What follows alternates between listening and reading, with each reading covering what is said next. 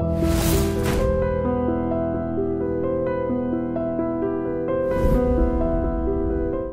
this is Ram Gopal Verma and congratulations to iDream for reaching 1 million subscribers. అంటే bound script కరెక్ట్గా scene paper అన్ని perfect ఉండాలి. Perfect ఉండాలి. ఇలాగైంది మనకి ఇది కావాలి. తర్వాత గెటప్ కాస్ట్యూమ్స్ కానీ నా గెటప్ కానీ నా మీసాలా ఉండాలి. మీసం వివరంగా ఉండాలా, లేకపోతే సాఫ్ట్గా ఉండాలా, లేదా హెయిర్ స్టైల్ ఎలా ఉండాలి. సాఫ్ట్ హెయిరా, కటింగ్ హెయిరా, ఈ క్యారెక్టర్కి ఏదైతే బాగుంటుందో. ఇప్పుడు జమీందారు వేషానికి రైతు వేషానికి ఉండే డిఫరెన్స్ లేదు. అలా మేము డిస్పారిటీ చూసుకొని నాకు ముందు నచ్చితేనే కరెక్ట్ రైట్. అసలు ముందు మనకు తృప్తి లేకుండా ఏమేస్తాం చెప్పండి. అరుంధతి పాత్ర మీకు వచ్చినప్పుడు కోడి రామకృష్ణ గారు మరి మీకు ఏమని చెప్పారు? అంటే ఆయన అంటే మీకు ఆయన సినిమాలు ఎన్నో చేశారు గతంలో కూడా, కాబట్టి మీకు ఆయనకి మధ్య ఒక అండర్స్టాండింగ్ ఉంటుంది. బట్ నేను పాత్ర అసలు వీళ్ళందరూ కూడా నేను హీరోగా ఉన్నప్పుడు Raghavendra apprentice, not even assistant, apprentice director. Okay. తాసనాన్న అప్రెంటిస్ డైరెక్టర్. కోరవాకేసం నా పిక్చర్స్ అలాంటిగా అసిస్టెంట్గా చేశాడు. వీళ్ళందరూ నా తర్వాత వచ్చిన వాళ్ళే. అందులో ఆయన డైరెక్టర్గా బాగా తేలారు, బాగా పేరు ప్రఖ్యాత చేసుకున్నారు. మైండ్ సెకండ్ చెప్తున్నా వాళ్ళు వాళ్ళ రంగాల్లో వాళ్ళు అచీవ్ చేసుకున్నారు. కాకపోతే 100-150 పిక్చర్లు ఎందుకు చేస్తారు?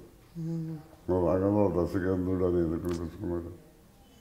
ఏదో టాలెంట్ ఉంటాయి, జనాన్ని పట్టుకునే విధంగా ఉంది. మీరు చిరంజీవి గారితో ఎన్నో సినిమాలు చేశారు, చాలా చేసి ఉంటారు చిరంజీవి గారితో. మొన్న ఒక 10 ఏళ్ల గ్యాప్ తర్వాత మళ్ళీ చిరంజీవి గారి సినిమా వచ్చింది, ఖైదీ నంబర్ 150. అది మీరు చూసారా? నేను చూడదమ్మా, ఎందుకంటే నన్ను పిలవలేదు కదా. అవునా? చూడమని పిలవలేదు. చూడమని పిల్లప్పుడు మనం ఎందుకు చూడాలని చెప్పని థియేటర్కి వెళ్తేనే ఈ జనం కావాలి కదా, మనం ఎంత చూడలేరు. అందుకే మన వెంకట చూసి గీళ్ళకి ఆకలి అది ఇక మన డైలాగ్ మనం తిప్పుతూ ఉంటారండి. రోజుల్లో చెప్పడం ఇది ఎక్కువ అయిపోతుంది, కానీ రియల్గా అప్రిషియేట్ చేయడానికి మానేశారు. అందుకని ఆవిడ పడతాడు బాగా. ఇది కూడా బాలకృష్ణ ఎదుగురు పాపంలో కావాలని ఓల్డ్ టైమర్స్గా చేశాడు. ఓల్డ్ ఆర్టిస్ట్ మా మీద గౌరవంతో. ఎవరు, కృష్ణ గారా అండి? కాదండి, బాలకృష్ణ గారు పిలిచారా? అలా ఫోన్ చేసి పిలిచారు. ఇంత తెలుసు. అలాగే ఇప్పుడు ఇదివరకు ఇండస్ట్రీలో మెడ్రాస్ అనుమైతే ఏమన్నా పిక్చర్ అవ్వగానే ప్రివ్యూ అని వేసాడు. కనీసం వీళ్ళు అదే ఓల్డ్ టైమర్స్ ఆర్టిస్ట్ ఉన్నారు, వాళ్ళకి ఒక షో వేద్దామని ఈ హీరోలు అసలు అనుకోరేంటి. ఏమైనా ఒక షో వేస్తారు కదా, ఓల్డ్ టైమర్స్ పిలిచి ఎంత ఆనందిస్తారు. నా హీరోస్ అందరితో నేను చెప్పాను, నాగార్జున చెప్పాను, బాలకృష్ణ చెప్పాను, ఒక్క షో ఒకటి కలిసి ఇదివరకు మెడ్రాస్లో వేసేవారు. అప్పుడు అందరికీ వేసేవారు మెడ్రాస్లో. వాళ్ళు అందరికీ అక్కడ ఓల్డ్ టైమర్స్, ఓల్డ్ ఆర్టిస్ట్ ఉండాలి అనుకుంటారు. మా తృప్తి కోసం, మా గౌరవం కోసం, మా తృప్తి కోసం అయింది. అంటే ఇప్పుడు వేషాలు వేయకపోతే, పరిశ్రమలో యాక్టివ్గా లేకపోతే పట్టించుకోరు అన్నది మీరు అనుకుంటారా? అక్షరాలా చేస్తాం, అక్షరాలా చేస్తాం. మీకు అర్థం చెప్పాలంటే ఇప్పుడు సుబ్రహ్మణ్యం మొన్న ఇది ఉంది ఫంక్షన్, చాలామందిని పిలిచారు పొలిటికల్గా. అక్కడ ఎవరు లేకపోతే ఆ రోజు పొలిటికల్గా ఎవరు పెద్దవాళ్ళు వాళ్ళ తర్వాత హీరోలు ఏది అల్లు అర్జున్ వరకు నిన్నగాక మన వచ్చిన కూడా కదా, అమితాబ్ బచ్చన్ అంటే రజనీకాంత్, చిరంజీవి, బాలకృష్ణ, పవన్ కళ్యాణ్, అల్లు అర్జున్ హీరోలు. మిగతా వాళ్ళు అందరూ వచ్చారు. మిగతా వాళ్ళు గుట్టుకు పేరక వాళ్ళ పేర్లు మేము ముఖ్యమైన వాళ్ళం కదా. ఏమైపోయింది మా పేరు 50 సంవత్సరాలు బట్టి నేను రాము. ఆయన చేత ఇవాళ రేపు ఎవరైతే లైమ్ లైట్లో ఉన్నారో వాళ్ళనే చూస్తారు, వాళ్ళని కొలుస్తారు. కానీ అంతే, అది అక్షరాలే నిజం. ఇలాంటివి మీకు తెలిసి ఎప్పుడన్నా ఇలాంటివి విన్నప్పుడు, మీరు గ్రహిస్తున్నప్పుడు మీకు ఏమనిపిస్తుంటుందండి? బాధపడి ఏం చేయగలం చెప్పండి. కాకపోతే మనం ఎందుకు వెళ్ళామంటే మన డ్యూటీ మమ్మల్ని పిలిచారు, గౌరవంగా పిలిచారు కాబట్టి వెళ్ళాం. లేకుండా ఉంటుంది తప్పుగా ఉంటుంది. ఒప్పు చేసుకుని వెళ్ళాం. ఏది మాకు గుర్తింపేది ఆ రోజు పొలిటికల్గా ఎవరు పెద్ద ఉంటారు. వెంకయ్యనాయుడు గారు వచ్చాడు, చంద్రబాబు నాయుడు వచ్చాడు, శ్రీనివాస్ ఈయన వచ్చాడు, ఇక్కడ సీఎం వచ్చాడు, చంద్రశేఖర్, వీళ్ళ పేర్లే అక్కడ తర్వాత ఎమ్మెల్యేలు ఎవరు వచ్చారు, ఎంపీలు ఎవరు వచ్చారు, తర్వాత హీరోలు ఎవరు వచ్చారు. షారుఖ్ ఖాన్ వస్తే పెద్ద గొప్పను, మిగతా ఇది సంగీతారే కొత్త ఇంత పాత కలవత అని అలా ఉంటుంది. అందుకనే మీకు మీరు దూరం అయిపోతున్నారా ఇది జరుగుతోందనేసి? అంటే నేను దూరం కాదు, అట్లప్పుడు అసలు నేను ఎంత మానేసుగా, బట్ డ్యూటీ మనం చేసి పిలిచారు, గౌరవంగా వెళ్ళాం. ఈ బాధపడుతున్నారంటే మన ప్రవాహంలో మనం కొట్టుకుపోవచ్చు, ఇవాళ జరుగుతుంది, కానీ మనం కొట్టుకుపోతాం. కానీ సార్ ఈవెన్ అవార్డుల విషయంలో కూడా Nandi award and Raghupathi Venkaiah Naidu award అలా ఒక 2-3 అవార్డులు వచ్చాయి మీకు. అంతకు మించి అంటే మిగతా అవార్డులు వచ్చాయి, బట్ పద్మశ్రీ అవన్నీ వచ్చి అదేంటారా నంది అవార్డు అంటే చాలా నంది అవార్డులు, బట్ ప్రఖ్యాత అవార్డ్స్ దేశానికి సంబంధించిన అవార్డ్స్ పద్మశ్రీ, పద్మభూషణ్ అలాంటి అవార్డులు ఇన్నేళ్ల అనుభవం మీకు, మీ తర్వాత వచ్చిన వాళ్ళకు కూడా మీటింగ్లో పెద్ద ఆయన చెప్పాడు, దాని గురించి చెప్పుకుంటూ వచ్చి ఈయనకి పద్మశ్రీ కాదు పద్మభూషణ్ ఇవ్వాలి,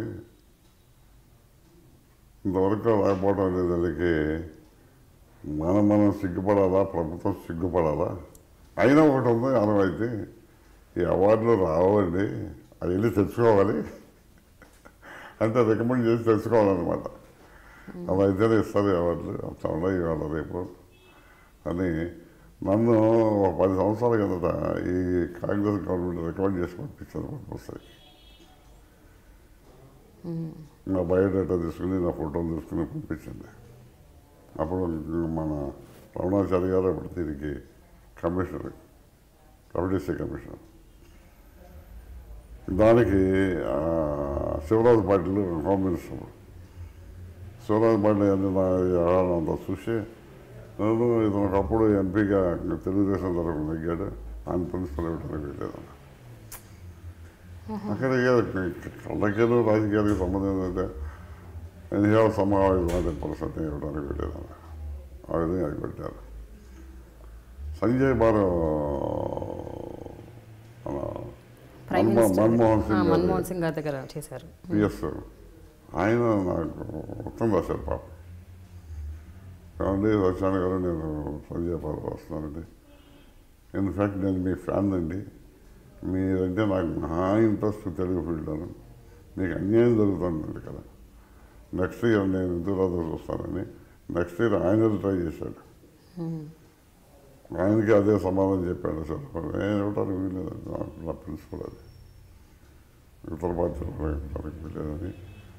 దీనికి రాజకీయాలకి దీనికి సంబంధం ఏంటండి? కానీ తప్పు కదండి, వివిధ రాజకీయ పార్టీల్లో ఉన్న వాళ్ళు ఎంతోమందికి వచ్చాయి పద్మ అవార్డులు వచ్చాయి. ఇప్పుడు మా చంద్రశేఖర్ ఎలా వచ్చింది, అదే అంటున్నాను, వచ్చాయి. మోహన్ బాబుకి ఎలా వచ్చింది, మరి మా ఇతనికి బ్రహ్మాండానికి వీళ్ళందరికీ ఎలా వచ్చినాయి, వెనకాల భాగ్యం ఉంది, మనకు అది లేదంతే. కదా పొలిటీషియన్స్ లేదండి ఫండ్స్ ఏదో ఆ సెంట్రల్ వాళ్ళు ఏదో సమ్ హెల్ప్ ఉంది వాళ్ళకి, మాకు ఆ హెల్ప్ లేదు. ఏదో ఒకటి అనుకున్నాను. వీటన్నిటికంటే హయ్యెస్ట్ అవార్డు ప్రజల హృదయాల్లో చెరగలుస్తాను, అంతకంటే మించిన అవార్డు ఉంది, అంతకంటే మించిన అవార్డు ఇది అంటే 3-4 గాలాలుగా పెట్టుకుంటాం. పద్మశ్రీ వచ్చింది 4 రోజుల్లో మర్చిపోతాం. ఇది చెప్పండి మరి, కరెక్ట్. రాకపోయినా కూడా నాకు బాధ లేదు, అసలు రాకుండా ఉంటే మరి కొత్త పబ్లిసిటీగా ఉంది. కాబట్టి మీ సాధ్యత మీకు రాదు అందరూ అడుగుతారు, వస్తే అడిగారు కదా ఎవరు, అలా అడిగినప్పుడు ఎట్లా అనిపిస్తుంది మీకు? అందుకనే బాగా నిజంగా రాకపోతే బాగుంది అనిపిస్తుంది నాకు. అందుకు అడుగుతాను, ఈ విధంగా పబ్లిసిటీ పడుతుంది మనకి. ఇప్పుడు 2 ప్రభుత్వాలు చూస్తున్నారు, రాష్ట్రాలు విడిపోయిన తర్వాత. మీరు గతంలో రాజకీయాల్లో ఉన్నారు కాబట్టి రాజకీయ పార్టీ నేను ఇప్పుడు రాజకీయంలో లేనండి, ఇప్పుడు లేరు, బట్ ప్రభుత్వాలు 2 మీరు చూస్తారు కదా, ఎలా అనిపిస్తుంది ప్రభుత్వాలు, ఈ 2 ప్రభుత్వాలు మీకు? అంటే తెలంగాణ ప్రభుత్వం వాటి కీర్కి అబ్జర్వ్ చేయాల్సిన అవసరం మనకి ఏమొచ్చింది చెప్పాలి. నేను అసలు పట్టించుకున్నాను. యాజ్ అ నార్మల్ సిటిజన్గా కూడా మీరు ఏమి ఒపీనియన్స్ చెప్పారు? పట్టించుకున్నాను. పట్టించుకునే పేపర్ చూసానంటే ముందు స్పోర్ట్స్ కాలం చూస్తాం. స్పోర్ట్స్ కాలం మీకు ఇష్టం స్పోర్ట్స్? నేను కాలేజీలో నేను వాలీబాల్ క్రికెట్ ప్లేయర్ని, హై జంప్ థర్డ్ ప్లేస్ కాలేజీలో. అదే నేను స్పోర్ట్స్ వల్ల అండి వేరే కదా. ఓకే, అవార్డులు రివార్డులు వచ్చాయండి అప్పట్లో కాలేజ్లో? 2 years బెస్ట్ యాక్టర్ నేను కాలేజీలో 1954 and 55. ఒక సంవత్సరం అయితే దగ్గర 7 కప్పులు వచ్చినాయి నాకు. అప్పుడు యాక్టివిటీస్ అయిపోయాయి. జనరల్గా మీరు బిగినింగ్ ఇంటర్వ్యూ స్టార్ట్ చేసినప్పుడు ఒకటి చెప్పారు, ఏది ప్లాన్ చేయలేదు, సినిమాలోకి రావాలని ఉండే కానీ అది కూడా వచ్చాను, ఏదో అలా జరిగిపోయింది, అలా పాత్రలు వచ్చాయి, వచ్చిన తర్వాత మాత్రం సీరియస్గా తీసుకొని అన్నీ చేశారు. ఇప్పుడు ఏంటండి ఇప్పుడు మీ మానసిక స్థితి? Very happy. What is it that you want to do? అంటే ఇంకేమైనా చెయ్యాలి, ఇంకేమైనా ఉందా? నేను ఎప్పుడు ప్లాన్ వేసుకుంటామంటే దాని మీద వెళ్ళే దృష్టిలో అయితే ప్లాన్ వేసుకోవాలి. ఇప్పుడు నాకు వెళ్ళాలి లేదు, ఎందుకంటే వయసు ఒకటి అవుతా, ఇప్పుడు ఎంగ అవ్వలేం కదా, ఓపు ఉండదు కదా, అంచేత తృప్తి ఆనందం, పేరు ప్రఖ్యాత వచ్చినాయి, మన సంబంధం, పిల్లలు హ్యాపీ. ఎందుకంటే మనకు కావాల్సిందే ఉందండి. ఏదన్నా ఇంకొక కోరిక ఉంటుంది కదా, మీకోసం కాకపోయినా మీ పిల్లల కోసం, మనవాళ్ళ కోసం, ఏదో వీళ్ళు ఏదో చెయ్యాలి, లేకపోతే మీకంటూ నాకైతే అది నేను ఎప్పుడు, ఎందుకంటే వాళ్ళ అదృష్టం వాళ్ళు పంచుకోవాలి. ఇప్పుడు మనకు ఏమి ఇచ్చారు, మా ఫాదరు నేను కష్టపడ్డాను. ఇప్పుడు మనం ఇచ్చామంటే వాళ్ళ హృదయంగా చెడగొట్టిన వాళ్ళు అవుతాం. వాళ్ళు కూడా కష్టపడాలి, వాళ్ళు ట్రై చేయాలి కదండి, వాళ్ళకి ఛాన్స్ ఇవ్వాలి కదా. మీరు అన్నీ మీరే సమకూర్చి పెట్టేసి ఇప్పుడు ఇంతకంటే పెరగాలంటే పెరగలేరు. కానీ మీకు ఒక కోరిక ఉందని విన్నాను, మీ మనవడు సినిమాల్లోకి రావాలి అని, ఒక యాక్టర్ అవ్వాలని, కరెక్టేనా? అది లేదా? వాళ్ళకు జీలు కలగాలి. జీల్ లేదా? ఉన్నదట కదా మీ మనవాడికి. ఎవరికి? మనవాడికే కొంచెం ఆశ ఉంది, అక్కడ వస్తాడేమో అని. ఎందుకంటే ఆల్మోస్ట్ నా పోలికల్లో ఉంటాడు. అవునా? మరి వస్తే సంతోషం మా పేరు నిలబెట్టడానికి. రాబోయినా నేను అది ఇంజనీరింగ్ చదువుతున్నాడు. చాలా థ్యాంక్స్ సత్యనారాయణ గారు, ఇంత టైం మీరు మా కోసం స్పెండ్ చేశారు. అంటే మీలాంటి వ్యక్తి నుండి మేము ఇన్ని తెలుసుకున్నాం. అసలు మీరు అంటే మీ సినిమాలు ఇవి తెలుసుకోవడం ఒక ఎత్తు, అసలు మీ జీవితం గురించి తెలుసుకోవడం అది అద్భుతం. అంటే అది నిజంగా ఒక విద్య, ఒక ఎడ్యుకేషన్. మీలాగానే ఈ జనం కూడా నా మీద ఏదో భేదభావం రాకుండా, నేనేదో ఎగరెస్ట్గా చెప్పాను అనుకోకుండా అందరూ సహృదయంగా తీసుకోవాలని, ఏదన్నా తప్పుల మాట అయినా అనుకోకుండా ఉండాలని నేను మనస్ఫూర్తిగా కోరుకుంటూ, మీరు ఎంతో శ్రద్ధగా ఇంటర్వ్యూ చేశారు. I'm very happy. మీ అందరికీ నా ధన్యవాదాలు తెలుపుకుంటున్నాను. సెలవు. Hi, this is Ram Gopal Verma and congratulations to iDream for reaching 1 million subscribers. Hi, this is Ritu Verma. Nenu Milasyani. Hello everybody, this is me Noel. 1 million subscribers reach అయిన శుభతరుణంలో నా శుభాకాంక్షలు తెలియజేస్తున్నాను. iDream 1 million subscribers కి reach అయ్యిందండి. Congrats to iDream Media on reaching 1 million subscribers.